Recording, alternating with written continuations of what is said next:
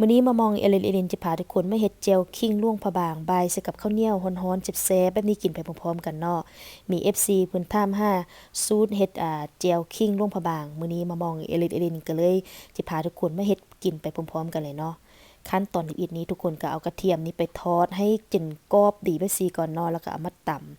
ำให้ละเอียดดีแล้วก็จะใส่แคบหมูนี่ลงไปตำน้ำแคบหมูนี่ก็จะใส่เป็นแคบหมูที่ติดซ่อนน้ำมันแบบซีเนาะมันจึงหอมจึงแซ่บแล้วก็ตำละเอียดดีแล้วก็จิใส่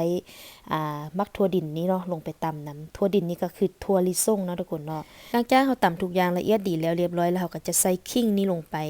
ขิงนี่ก็จะใส่เป็นขิงที่เผ็ดๆดีๆเลยเนาะทุกคนแล้วก็เอาไปบดให้ละเอียดดีก่อนเพื่อสะดวกในการตำเนาะแล้วก็จะปรุงรสชาติใส่เกลือแป้งนัวน้ำตาลหลังจากเราใส่เครื่องปรุงทุกอย่างลงไปแล้วเรียบร้อยแล้วเราก็จะตำทุกอย่างให้ละเอียดเข้ากันดีเลยเนาะทุกคนขั้นตอนนี้ตำยากๆนิดนึงเด้อทุกคนเพราะว่า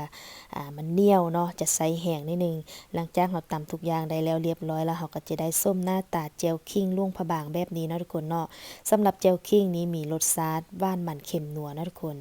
ความหวานนี่ก็จะหวานแบบปลาแรมเค็มก็คือกันเนาะทุกคนเค็มแบบปลาแรมทุกอย่างนี้มันรสชาติลงตัวเนาะทุกคนก็สามารถปรุงเอารสชาติที่ตัวเองมักกินเลยเนาะทุกคน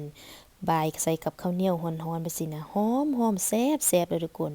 มันเนาะหอมขิงกินแล้วชื่นใจสำหรับเห็ดแจ่วขิงนี่มามองเอลินแนะนำให้ทุกคนเน้นเป็นขิงที่มีความเผ็ดความหอมเนาะใส่เป็นขิงน้อยบ้านเฮานะมันจะแซ่บก่อนเด้อทุกคน